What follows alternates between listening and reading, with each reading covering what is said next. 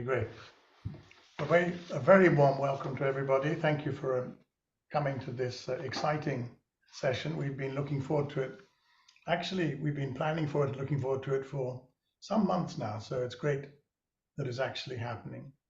It's part of a new series that we have at the Mental Health Collaboration of Catalyst 2030, which is basically members of the collaboration presenting on their own work. And so it's incredibly exciting to have Partners in Health kick this series off for us in dramatic style. We are recording the session, so do please let me know in the chat if that's a problem for you. But otherwise, we're recording because we have in excess now of 200 registrants, and many of our registrants, being in different time zones, like to receive the recording of the webinar. So that's what we'd like to do. The Partners in Health approach to mental health and psychosocial response is rooted in the 5 S's, as they call them. That is to say, staff, stuff, space, systems, and social support. And they align mental health service delivery, training, and research, and also optimize academic opportunities with partner institutions. This talk will describe Partner in Health's experience with implementing a community-based mental health care delivery model across PIH's 11 global care delivery sites, together with the relevant ministries of health.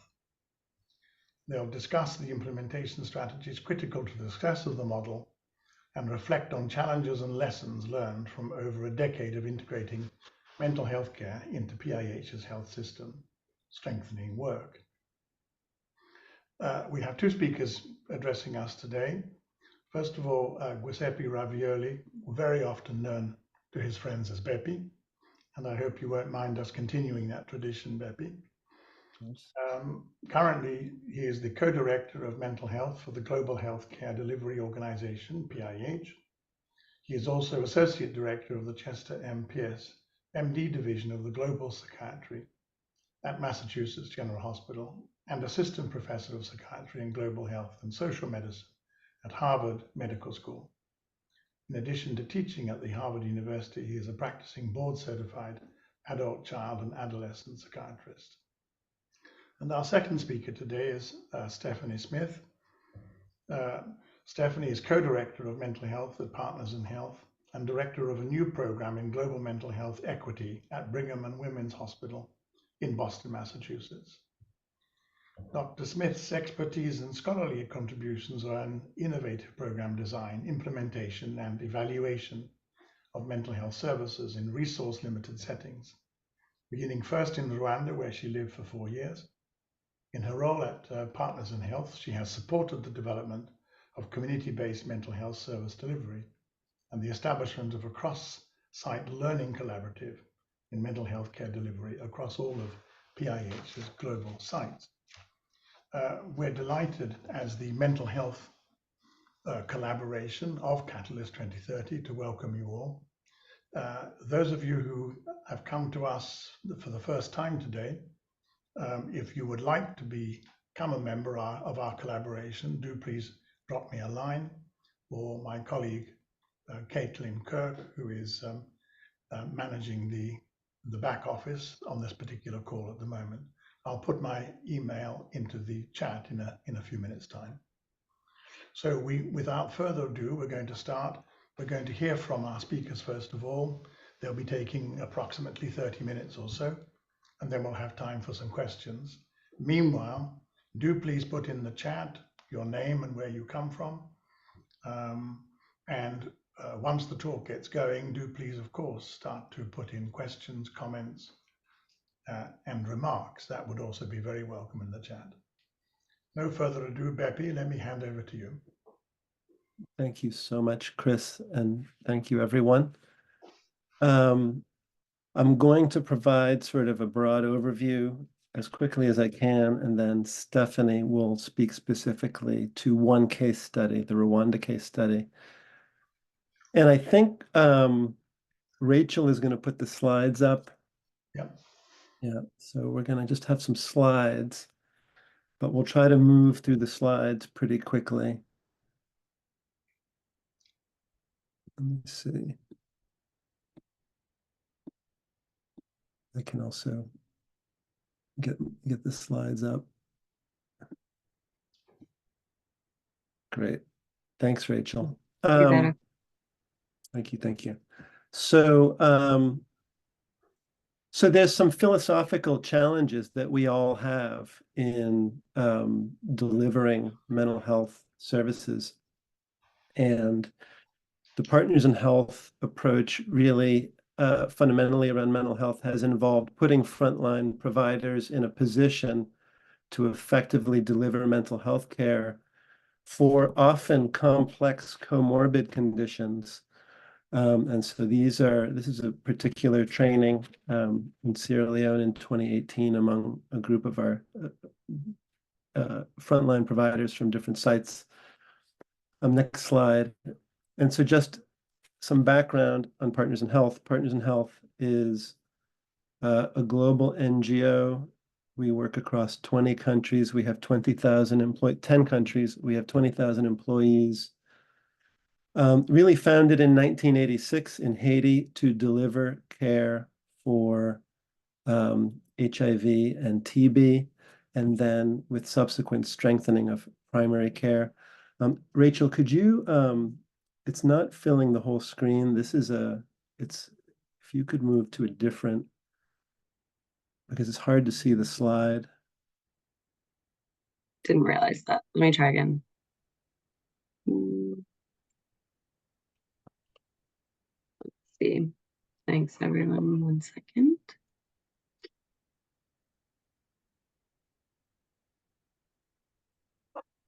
Okay. Share.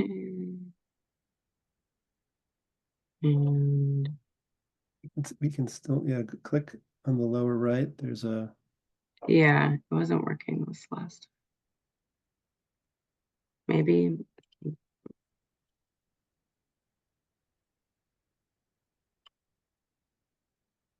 Hmm. Mm.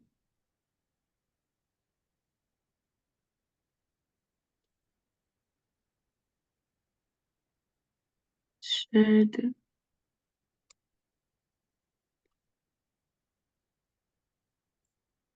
there should be a tab on the lower right. Yeah, but it wasn't here. Is that better? Okay, thank you. How's that? You're happy with that? Great. So Partners in Health was founded in 1986 in Haiti, as I mentioned. And so there has been an evolution from HIV and TB care, PEPFAR, the Global Fund, and the expansion of care for HIV and TB. And in particular, the Partners in Health contribution to that movement in part was the mobilization of community health workers to deliver care for infectious diseases. That led to really close partnerships with ministries of health, as well as strengthening of primary care, which then offered a platform for the integration of other conditions, including mental health conditions. Next slide, please. And on top of that, Partners in Health, as many of the organizations and groups with whom you work, have been in a position to address crises and emergencies, including the 2010 Haiti earthquake, the sort of long-term response to the 1994 Rwanda genocide, the 2014 to 16 Ebola crisis in West Africa, COVID-19, and many other crises, depending on the context. Next slide.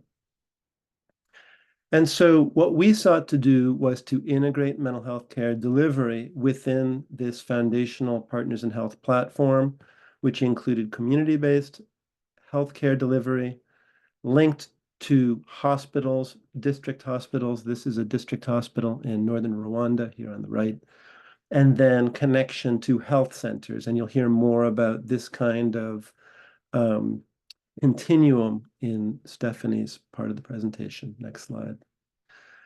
We had a really fundamental experience with the Haiti earthquake response and trying different ways of linking these different existing provider roles And so, of course, this is one of our philosophical challenges, is how do we integrate mental health care within existing health services, given the challenge of adding additional staff focused on mental health and their relative absence globally in most global contexts.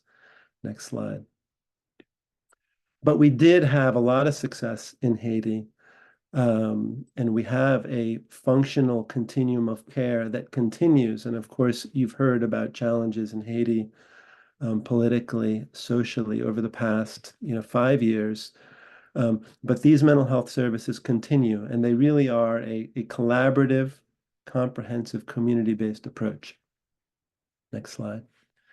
And so over the past decade, we've evolved a mental health program that has had, here on the left, 4 primary areas of focus: program and technical advisement to clinical services, training, clinical supervision, and mentorship support. And a lot of this has also involved career development and creating new career pathways. So a lot of professional support, monitoring and evaluation and quality improvement, as well as targeted research support, and then developing, starting in 2016, a learning collaborative. And we started to develop a shared set of practices that are encompassed in, here on the right, we call it a mental health service delivery planning matrix to achieve universal health coverage. And we'll give you a link to that, where we think in very deliberate ways, here in the pink, about the elaboration of the care delivery platforms and the different components of that, actual implementation, and then spread and sustainability. And what we have found over time is that through this learning collaborative and through the sharing of experiences and approaches, we've really gotten traction on the development of these systems. Next slide. And so the mental health work is, let's say, nested within a broader set of services. And Chris mentioned the 5 S's, which is how PIH more broadly talks about the services that are delivered. Next slide. But all of us, we contend with an issue, which is, if you could just click one more time, Rachel, that development assistance, obviously, for mental health is so low. So we all contend with this incredible challenge of how to allocate our resources effectively. Next slide. And then how to think about the marriage of the public health approach and the clinical approach. That is the dimensional approach, which focuses on promotion and prevention, with the clinical categorical approach, where so many health systems globally are focused on whether someone has an illness or does not have an illness. And that's how care is reimbursed, if care is reimbursed.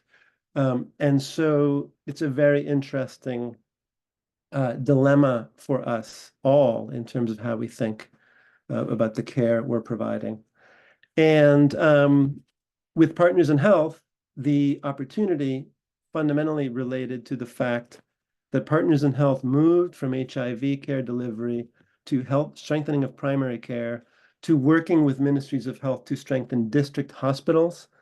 And so we at Partners in Health were seeing very sick people. We were seeing people coming to hospitals and health centers with very advanced forms of mental illness and disorder. And so we really started with that as our sort of point of entry to starting to deliver care, but always trying to integrate this dimensional model of preventing the development of illness, which I think the field of global mental health has dedicated so much to. And so we just want to bear in mind that we're trying to take care of this full spectrum, this full dimension of experience, from well-being to distress to disorder. And this is where, with COVID-19, we've seen so much more action around the use of technology and other tools to address well-being and distress. And so we have tried to address both of these spheres, the public health and the clinical. Next slide. Because as our work has evolved at PIH, we've seen also just the lack of financial investment and human resources for the care of more complex conditions. Next slide, please. and lack of available, biological treatments as well as psychological and psychosocial treatments. This is our medicine cabinet in southern Liberia, which the national pharmacy director visited and said this was probably the biggest medication supply in Liberia at the time, which is a couple years ago. Next slide. And so our effort has been to link district, health center, and community in terms of mental health care, and to work out technically some of the implementation challenges. And so fundamentally, we have mental health care delivery teams at every global site. And then we have a small cross-site team that convenes a learning collaborative across the sites. And if I were to describe the core material that we engage around with the site teams, it really is bringing forward the implementation challenges and then figuring out creative ways to solve them. Next slide.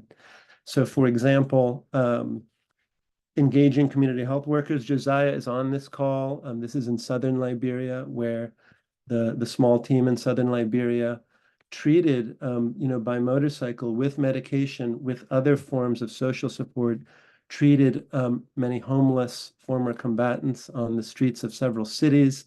Again, an entry point to a broader approach to mental health care delivery. And so this is included not just pharmacologic care, but psychological, psychosocial interventions and various forms of social support. Next slide.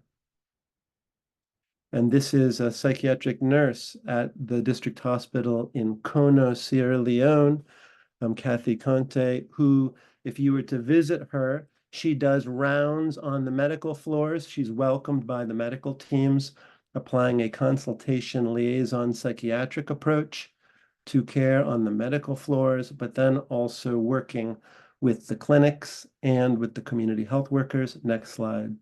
A lot of this work also has involved moving from paper records to electronic medical records. And so we work very closely with the electronic medical record teams at all of the PIH sites, but that has been very exciting, seeing the embedding of mental health care within the technological platforms that exist. Next slide. And then really supporting our psychosocial teams. This is also at the same site in Kono. These are psychosocial workers who are providing evidence-based, context-adapted psychotherapeutic interventions. And next slide. And then these are our community specialists who travel out to the communities and the kingdoms and provide needed care. Next slide.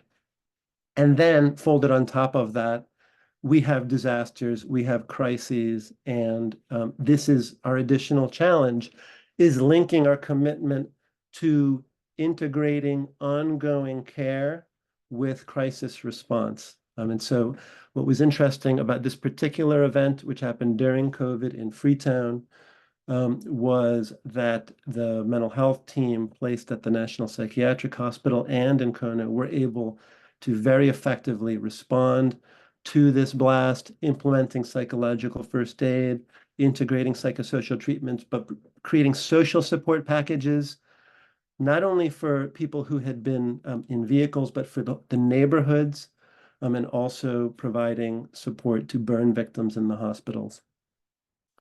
Next slide. Technically, in 2013, we took a paper in The Lancet from Jim Kim, Paul Farmer, and Michael Porter called Redefining Global Mental Health Delivery, and we applied the concept of a value chain in particular, which we borrowed from the business literature, which is a tool that supports a shared understanding of how various activities fit together as part of a coherent care delivery process. And this has been very helpful to our site teams in planning services with limited resources. Next slide. And you can look online. I'm not going to get too much into the details of it, but this value chain that we developed for mental health care delivery describes key areas of action, starting with crisis and emergency response, integrating international guidance put forth by WHO and other entities who are doing very important work in setting what standards there are for best practices, MHGAP and other tools. but then these core areas of engagement across health facilities and communities. So this has been very helpful in promoting our learning together and the actual expansion of care. Next slide. So over the past 5 years, there's been a significant expansion of services, and we've had 105 PIH-supported facilities delivering care across 12 sites.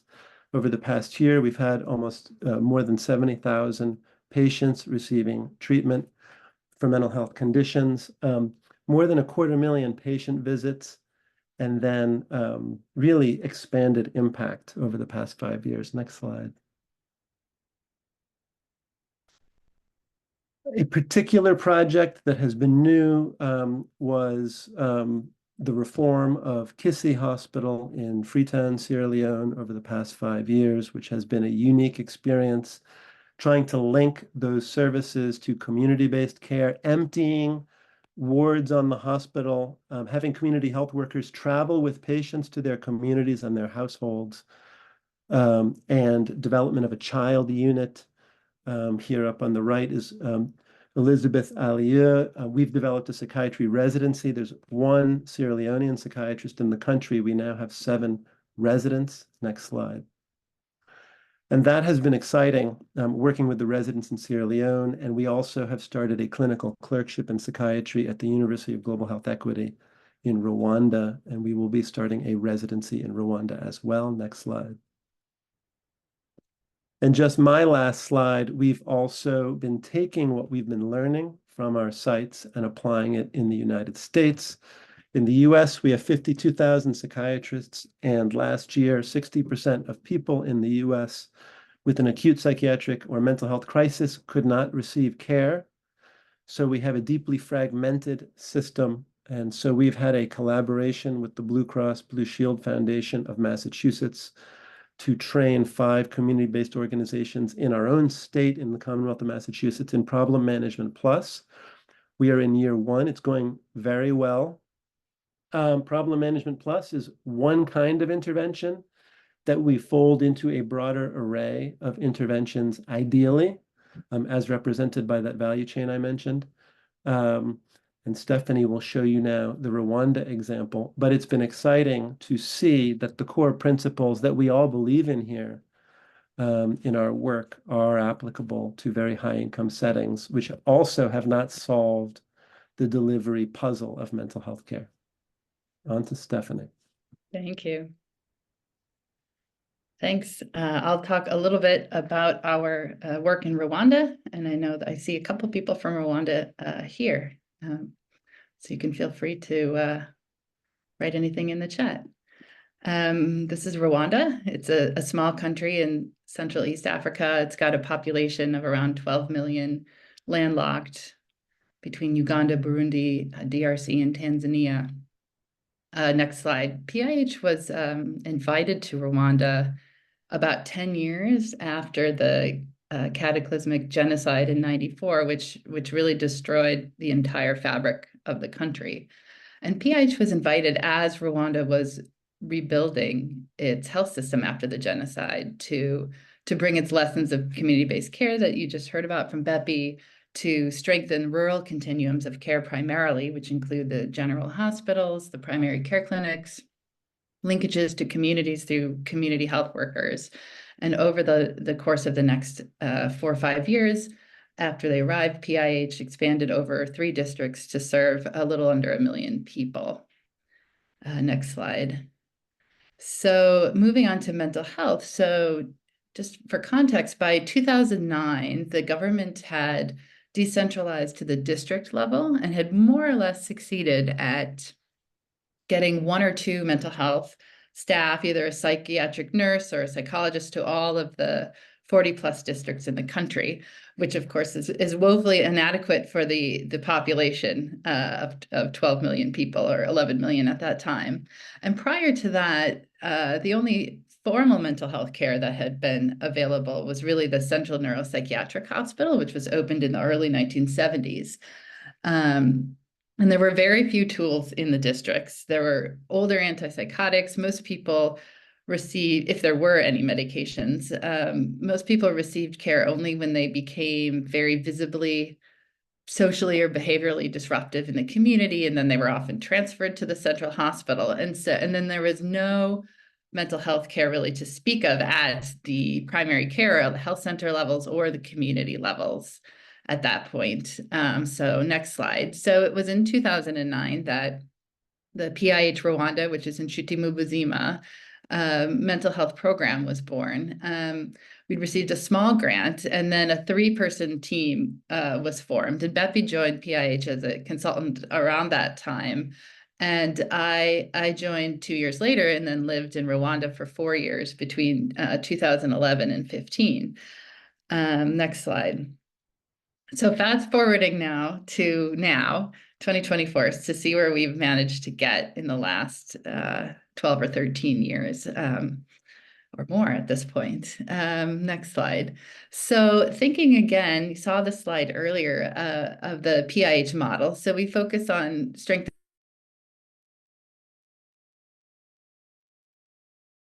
primary care strengthening, including assessment and treatment at health centers and community health workers as linkages to the community for health promotion and case finding, adherence, and follow-up management. And over the past dozen or so years, we have somewhat methodically supported the government in using the tools that Bepi told you about, moved from the hospital to the health center to the community levels in building mental health services in our health system strengthening effort in Rwanda. So next slide. So what has that actually meant concretely? So starting at the hospital level, we improve the quality of care available with capacity building for the general physicians and nurses who provide the basic care in the hospital for acute problems. We focused on capacity building for the psychiatric nurses and psychologists who also operate at the district level in the inpatient medical setting, as well as the outpatient mental health clinic. And through that process, we significantly reduced transfers from the district to the Central Neuropsychiatric Hospital. So we're able to keep people near their homes, moving them along a continuum of care from the hospital to the health center in the community as needed. Next slide. So one concrete strategy that we used, in addition to training and supervision, which I'll talk about, is quality improvement, which is a short-term rapid learning approach to facilitate systems improvements. And so our QI process used, they call continuous plan, do, study, act cycles, PDSA, which requires you identify a specific addressable problem, you derive indicators, and then you implement and you monitor and you modify solutions as needed. So this is one example that you see here of a QI project, which involved looking at improvements in discharge because we had a low return to care rate after people were hospitalized. So all we did was to give patients an actual appointment date to return, not to say come back, but give them the actual date, and then did home visits for those who still did not return to care. And then through this, we increased the follow-up rate to 77% and then to 94% with a home visit. And we did a lot of types of QI projects looking at psychotropic medication supply chain management, coordinating care with the district hospital for referrals, documentation, ensuring optimal physical facilities for the clinic, and others. Next slide. And so at the health center, so moving to the primary care level, at the health center level, our largest work has really been the integration of basic mental health care packages into the primary care setting. And we started with 3 health centers in Burera district in the north, then 6, then scaled over 1 district in 2 years to reach 19 health centers. And after about 10 years, have now scaled to all 40 plus health centers in the PIH supported districts. Next slide. So we can talk more about what the packages themselves included specifically. I know someone put in the chat about what are the interventions. They include assessment and treatment of basic conditions and severe mental health conditions, schizophrenia, bipolar, depression, anxiety, epilepsy. We include non-pharmacologic psychotherapy, psychoeducation, pharmacologic interventions, and others. So we can talk more about what they are. But for this initiative to actually integrate the care into primary care, you can go to the next slide. We used a set of implementation strategies, including decentralized training, supervision and mentorship, systems-based quality improvement, that derived from a set of strategies that was originally designed to decentralize and task share HIV care, which Beppy had talked about initially. And those strategies had already been successful in the context. And so we borrowed them for mental health care. And next slide. So I've already talked about the systems-based QI a little bit. So I just want to highlight here the critical role of supervision and mentorship in our programs. Supervision was and is a core strategy of our work. And this program, integrating mental health care into primary care, would have failed without it. And I'm not talking about a random visit here and there or once a year where a group of people travel to a rural site and listen to cases, but we made a schedule of weekly individual supervision visits by a psychiatric nurse mentor who then traveled to the health centers weekly to provide on-site individual mentorship to health center nurses who are trained in mental health. And the visits included clinical observation, case and documentation reviews, brief didactic sessions, as well as the use of a checklist for ongoing monitoring of health center nurse progress, but also to feed back to them how they were doing and for standardizing activities. Next slide. And the checklist, it contained key observable features of an evaluation and was primarily intended to help mentors improve assessment and treatment decision-making by primary care nurses. You can go to the next slide. So here you can see this is performance over time with the checklist scores by primary care nurses over 1 year. And just as a context, so each nurse received an average of 35 to 55 hours of one-on-one direct supervision by a psychiatric nurse, which did not include phone calls. And you can see the scores went up overall over the year. Interestingly, the non-pharmacologic care provided by nurses was the most variable. We can discuss why that might have been. Possibly due to skills, the time it took. There are multiple reasons likely for that. So next slide. So at this point in time, we have over 40 health centers offering care, as I mentioned, which reach over 7,500 people, probably more at this point. And then next slide, by 2021, we had almost 2,000 people enrolled in Problem Management Plus, which we had incorporated into the health centers using these implementation strategies.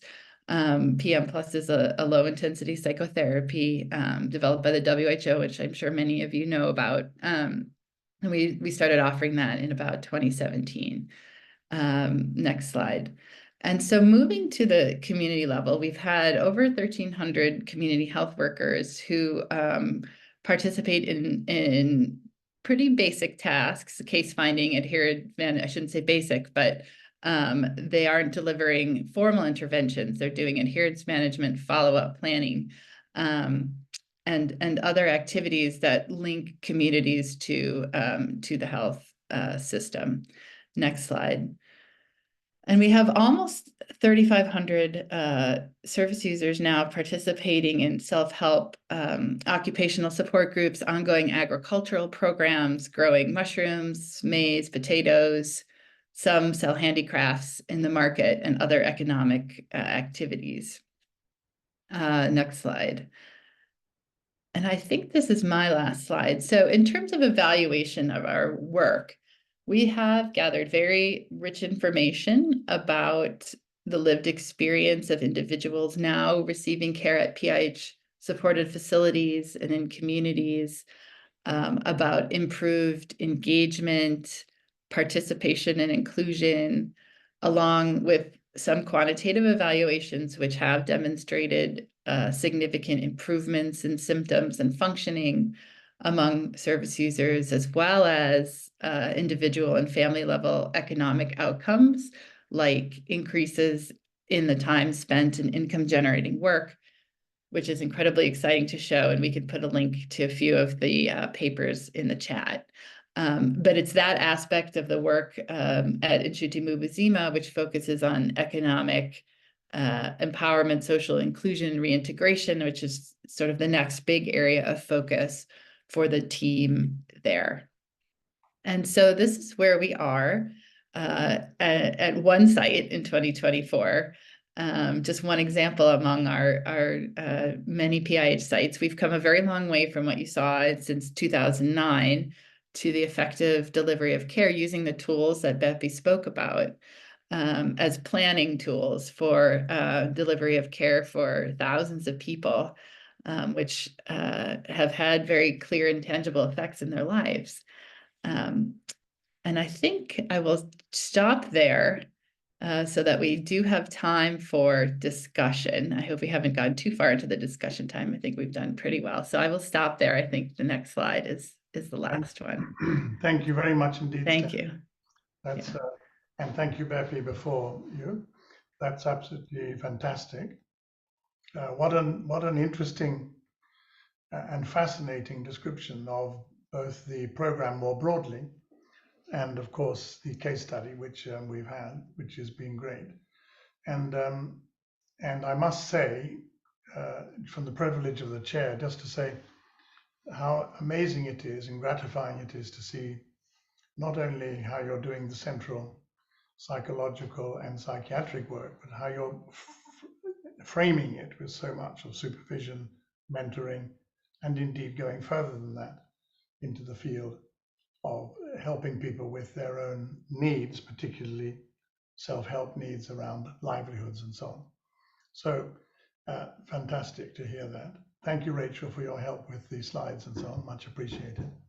So now we come to some questions. We've had many comments and questions already, which is to be expected with this lively audience. There was one that I wanted just to pick on very quickly, or I should say pick out very quickly. Elaine Miller-Karras, you had a point about packages quite early on, and I wondered if you would like to just repeat that question. Welcome, Elaine. Yeah, I was wondering about their adaptations of evidence-based practices for therapy and what kinds of modalities that you're using that seem to be effective. Bepi and Stephanie, you'll just have to decide which one wants to answer. Well, Bepi put something in the chat, so he will. I wrote something in the chat, and Stephanie's going to riff. Thank you. Yeah, he wrote something in the chat. Well, I would agree. So we're pretty agnostic. We have used, I mean, I would say that, of course, Problem Management Plus and other similar interventions, Thinking Healthy, are cognitive behavioral based. So we have CBT. We have used CETA at our sites. We've used IPT. Psychological first aid. So I think that we aren't specifically married to one intervention, but we work together with the local teams to figure out what makes the most sense and what's the most feasible to use in their context, and have gone through a process of adaptation of various interventions across our sites, which we also, I think, could put a link in the chat about our adaptation process for Problem Management Plus across 4 sites. Thank you. Eleni, who is the president of an organization based in Ethiopia, says, thanks, great job. I'm just wondering if peer support was part of the treatment options and any efforts to empower service users to be their own advocates. I wonder whether one of you could comment on that. Yeah, I mean, I think that the work in Rwanda, so it has started as really economic empowerment, our self-help groups, but has evolved into, we've had a multi-year long process of adaptation of psychosocial rehab, which includes peer support. So I would say that while we have had informal peer support, we have not we have not actually done like a formal training of peers per se, but that through that process, there has been peer support that's embedded within the work. Right, thank you for that. I'm just going to keep bringing you a few more questions. Samuel Habiyamana, who is in fact resident in Rwanda, except when he's doing a PhD in California. Samuel, do you want to ask your question? Where are you? Thank you, Chris. And I really thank the Partners in Health Introtimo Buzima for the amazing work they're doing in Rwanda. Actually, it's in my local area, my local district in the Burera. That's where I was born. So my question was, my question, I have been lucky to involve in some trainings organized by Partners in Health and chat with the Partners in Health workers. While I was sharing some workers I'm doing in Rwanda with the community resilience model. My question was, how do you respond to the stigma associated with the seeking mental health services in Rwanda? Because I definitely happy for Partners in Health. They go in a rural area, which a lot of people need mental health services. But there is that culture of stigma called umusazi in Kinyarwanda, schizophrenia. It's stigmatizing. How do you, if you come across with that challenge, how do you respond to that? Thank you. Yes, I wish some of our team were here. They're actually at a funeral. But I can say that having worked as a psychiatrist in Burera at the hospital for a number of years, you know, I think that, and this is something I think that Partners in Health as a large organization has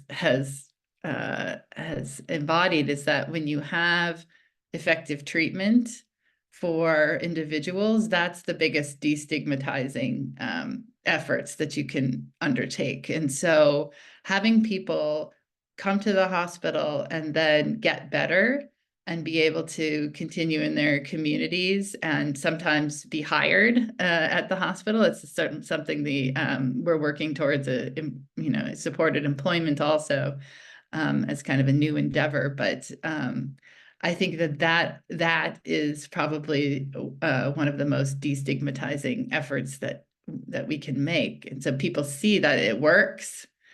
I mean, there's no magic bullet, of course. It's kind of like people, you know, schizophrenia and others are complex, and people's needs and are very different.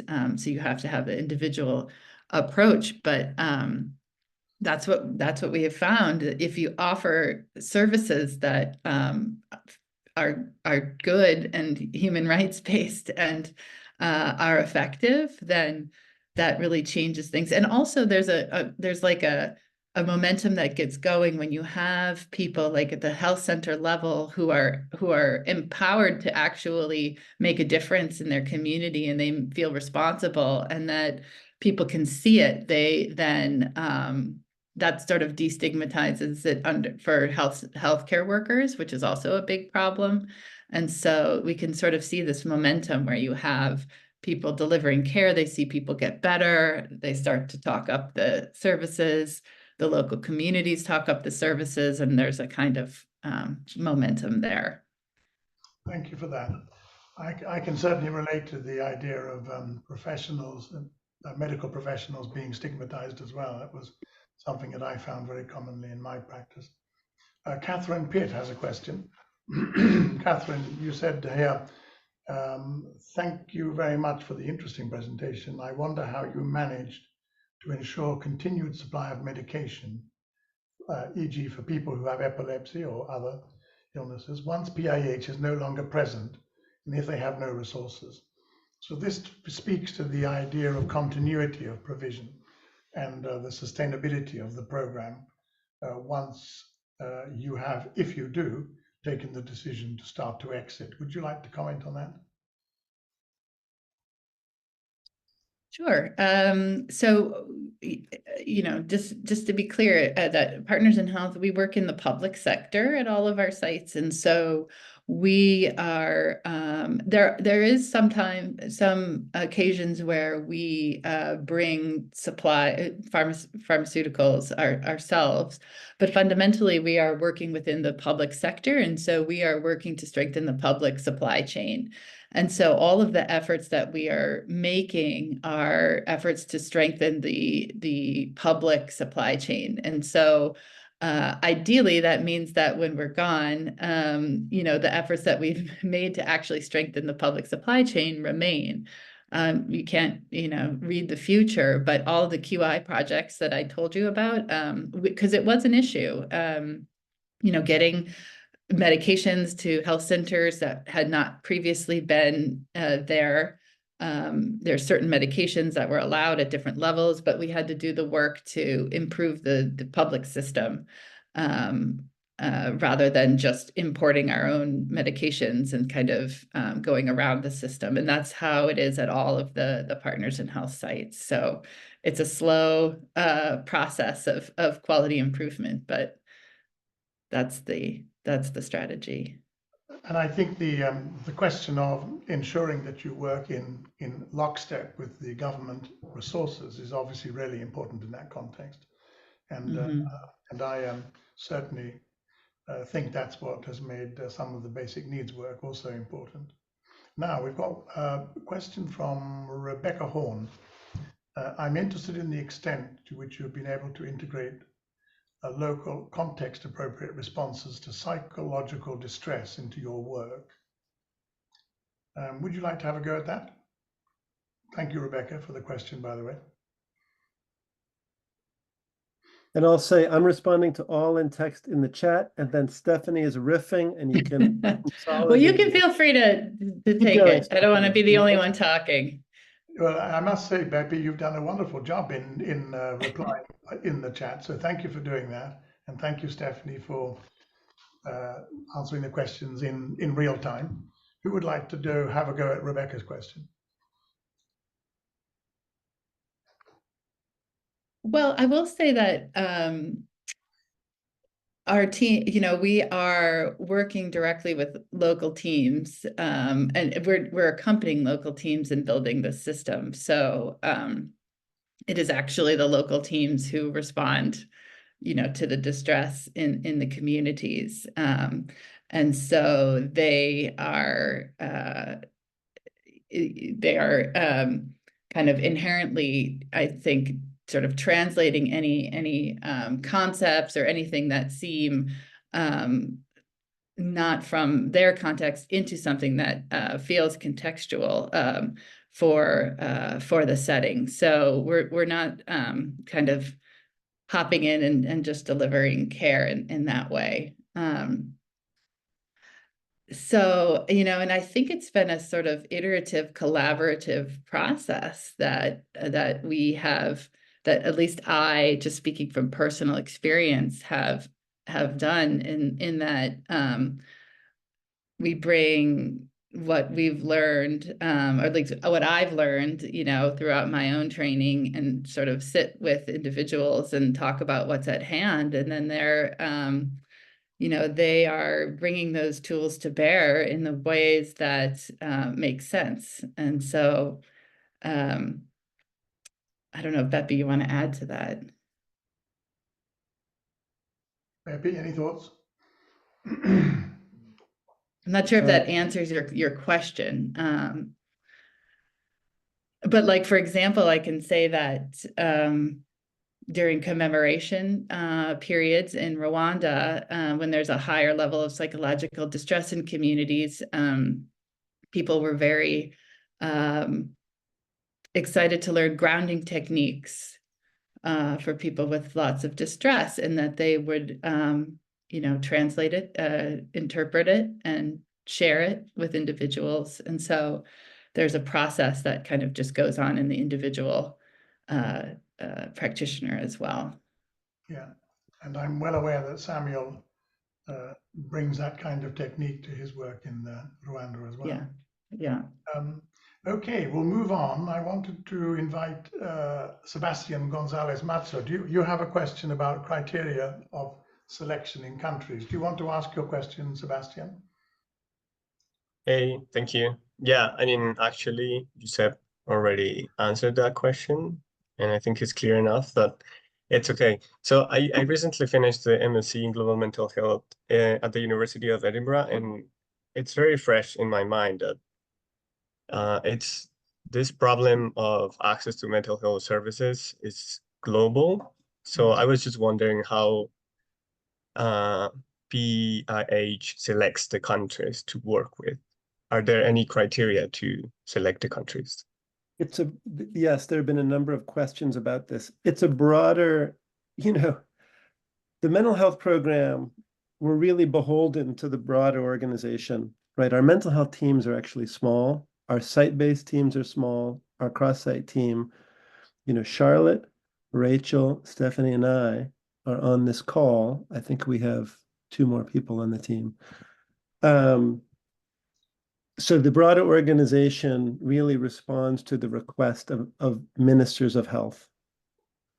And there's always a question of capacity. So when the Ebola crisis happened, we started to work in Sierra Leone and Liberia at the request of the governments. When COVID-19 started, the Commonwealth of Massachusetts thought that PIH, based on the experience with Ebola, would be suitable to run the Massachusetts Contact Tracing Collaborative. So we got involved in Massachusetts. So to give you a sense of the scale, 2 months into COVID, Stephanie and I trained 3,000 people in 5 weeks on Zoom in psychological first aid and a whole continuum where contact tracers it's a high-income country, it's a high-income state. But in the US, public health infrastructure has been eroded over the last half century.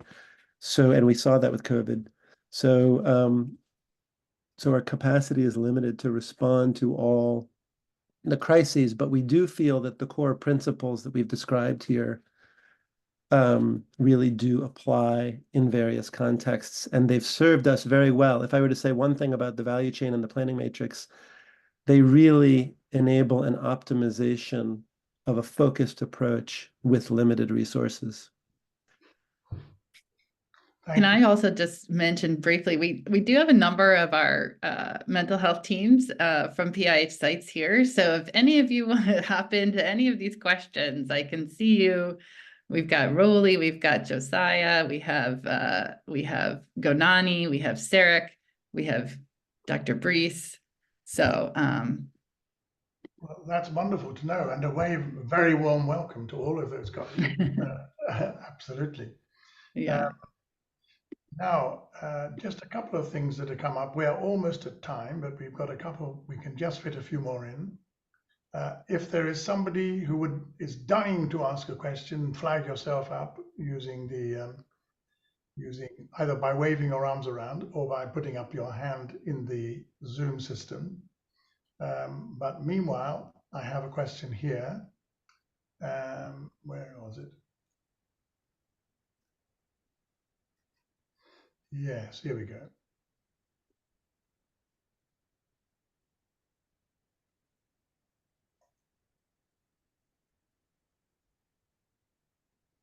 It's really the whole way in which you are beginning to transfer your skills into the US. And I think that has intrigued a number of our colleagues today. How is that? Can you just elaborate a little bit further on how that is going and what steps you've taken so far? Yes, it is going very well in the sense that people are delivering problem management plus. So the endeavor is, and I think we can send you to the website. I'm not sure how much information is there, but this is funded by the Blue Cross Foundation for 5 community-based organizations in Massachusetts to deliver problem management plus to their the populations who they serve. They are not health-related organizations. One is their housing, a disability organization, and a poverty reduction organization. And so we have spent the last year supporting them to adapt problem management plus, supporting them to think about care pathways, using the tools that Beppy described. How do they think about incorporating a psychological intervention into their organization effectively? How do you put the processes in place for supervision, for support, for the integration with the other work? And we went through a process of that, supporting them to adapt Problem Management Plus, did the training, and now they are implementing in their organizations. It's just started with the implementation, but so far it's been relatively successful. They have enrolled people, and it also helps. It's a way to identify people who might need support in communities who are not receiving care through the formal mental health system, because there's also an equity issue, because people of color and people with more disadvantaged socioeconomic backgrounds are inevitably left out of the equation in terms of formal mental health service delivery. So the idea is to reach a broader range. And maybe, Rachel put a link in the chat. I was going to say that'd be great. And also, Rachel, if there is a link to the Lancet, then that would be good. Yeah, thank you very much. Okay, look, we've got to the end of our allotted time. It seems extraordinary. We only started a minute ago, and here we are at the end of the session. Thank you so much, Stephanie, for making such a clear presentation, both on the case study, but also in answering the questions. It's been really appreciated. And Beppy, thank you so much for your description of the work, the landscape, if you like, and also helping us to understand how your work in the mental health work fits into the larger PIH scheme of things. And also thank you for your tremendous help in answering questions in chat. So we've had literally 2 for the price of 1. It's been great, and very much appreciate that. Rachel, thank you for your support, which has been marvelous. It's been wonderful to be able to welcome so many people to this session. There is a recording, it's been done, and we will, in a week or 2 time, be able to share that. Catalyst 2030 is an association of social entrepreneurs. We now number well over 4,000, and I chair the mental health collaboration.